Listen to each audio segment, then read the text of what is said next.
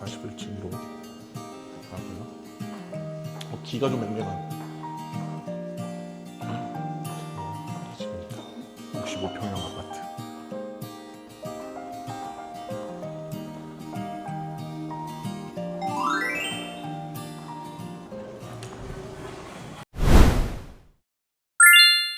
안녕하세요, 찐TV의 찐대표입니다. 오늘은 송도의 랜드마크 중 하나인 송도 더샵 퍼스트월드에 나와 있습니다. 송도 더샵 퍼스트월드는 송도의 야경을 책임지는 곳이고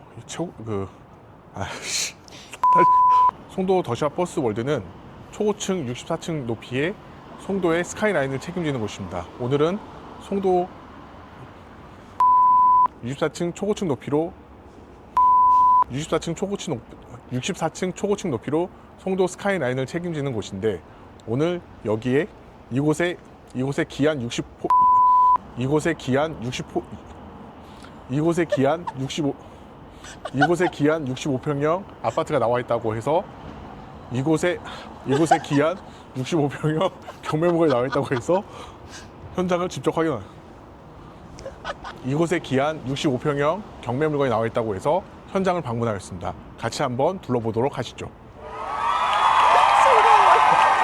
잘 편집해.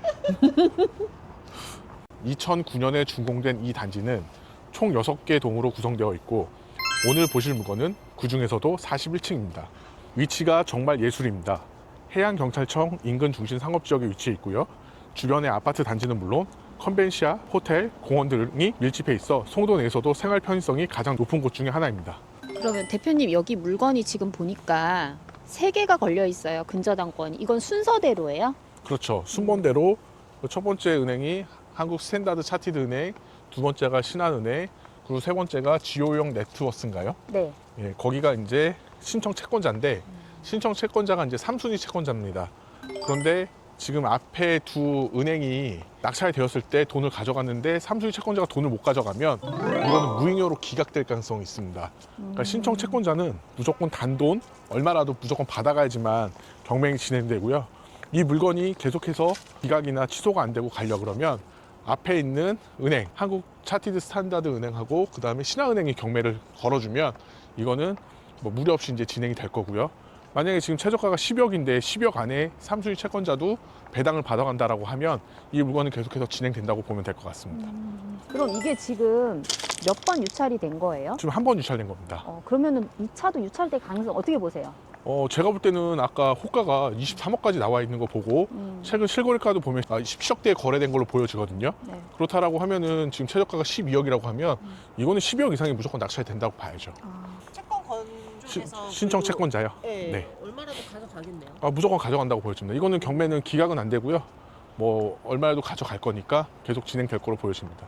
근데 다만 이 물건의 가장 큰 특징은 소유자가 점유하고 있는데, 지금 2026년 3월 기준으로 관리비 그 미납 내역을 보니까 한 1,300만 원 정도 미납이 돼 있어요. 그러면 지금 주인분이 한 65평형 대형평수 아파트 살면서 좀 금전적으로 좀 많은 문제가 있지 않을까. 관리비가 한 1,000만 원 이상 밀려 있으니까 그 부분, 공용 부분을 나중에 명도할 때 하는 부분이 조금 난이도가 있을 걸로 보여집니다. 그 1,300만 원까지 감안해서 입찰가를 산정하면 좋지 않을까라는 생각을 해봅니다. 경매를 잘 모르는 사람들은 빚이 많은 집을 경매 넣는 걸 좀 무서워하는데, 그러니까 예를 들어서 지금 신청 채권자의 금액은 한 5억대 되는 것 같고, 전체 채권 금액이 아까 그 은행 2개 포함해서 한 16억 정도 되거든요. 그러니까 지금 일반 초보자님께서는 이 16억에 대해서 나중에 문제가 있지 않냐라고 생각할 수 있어요. 내가 낙찰은 10억대 받았는데 청구 금액, 그러니까 채권 전체 금액이 16억이니까 이거 내가 인수해야 되는 건가라고 생각할 수 있는데, 그런 부분은 걱정 안 하셔도 돼요. 경매는 뭐 채권 금액이 16억이든 20억이든 30억이든 모두 소멸된다라고 보시면 됩니다. 채권 금액이 1억인 거랑 16억인 거랑 뭐가 더 나은 거예요? 경매 입찰하는 낙찰자 입장에서는 청구 금액, 그러니까 채권 금액이 높으면 높을수록 좋다고 보시면 되세요. 어차피 높으면 좋아요? 그렇죠. 왜냐하면 지금 이 소유자, 그러니까 채무자가 변제할 능력이 없기 때문에 취하될 가능성이 없다라는 거죠. 근데 1억이라고 하면 충분히 아파트 가격이 거의 20억 가까이 된다고 하면 1억 때문에 경매 날리진 않거든요. 낙찰이 된다고 해도 취하할 가능성이 굉장히 많아요.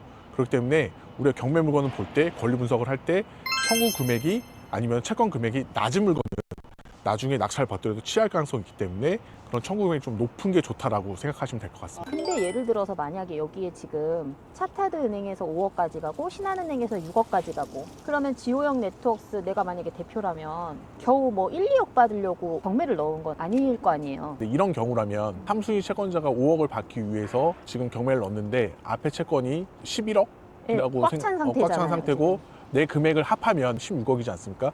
저 같으면 이거를 거의 보면 방어 입찰이라고 하는데요. 내 채권 금액을 해소하기 위해서라면 그럼 3순위 채권자가 입찰 들어갈 수 있겠죠. 3순위 채권자의 지호용 네트워스가 16억을 써서 낙찰 받으면 채권 보전을 다 할 수가 있습니다. 그리고 17억에 팔면은 5억을 회수하고 1억이라는 차익이 더 생기겠죠. 아. 이런 식으로 방어 입찰을 할 수 있는 방법도 있습니다. 네, 그렇게- 지호용 네트워스가 들어올 가능성이 굉장히 높다라고도 볼 수 있습니다. 아, 그래서 권리 분석은 진짜 철저히 해야 됩니다. 은행도 이제 분석을 해보면 알겠지만 은행은 뭐 손해볼 거 하나도 없잖아요. 1순위 채권자고 2순위 채권자니까 이 아파트 시세가 됐으니까 누가 경매를 줄 때도 전액 배당 받아갈 거라고 보여주고 있는 거고요. 그다음에 만약에 3순위 채권자 걸어주면 은행 입장에서 경매 신청 비용이 들어가지 않으니까 기다리는 거고 만약에 딱 봤는데 3순위 채권자가 무익료가 될 것 같다라고 하면 은행도 딱 봐서 병합 신청을 하겠죠. 그래서 중복 경매를 할 수가 있습니다. 금액이 얼마가 되더라도 어쨌든 신청 채권자가 그 배당을 받아가면 경매 진행되는 거기 때문에 1순위 채권자도 경매를 넣어주면 좋겠죠 아무래도. 대표님 추우세요? 입술이 파래. 대형 평수의 여유로움을 누릴 수 있는 더 샤퍼스 월드 경매 물건이었습니다. 4월 21일 인천지법에서 진행되니 관심 있으신 분들은 현장 답사 꼭 해보시고요. 자세한 권리 분석이 궁금하시다면 댓글 남겨주십시오. 감사합니다. 아파트는 참 좋네. 아우 살고 싶다. 역시 프로.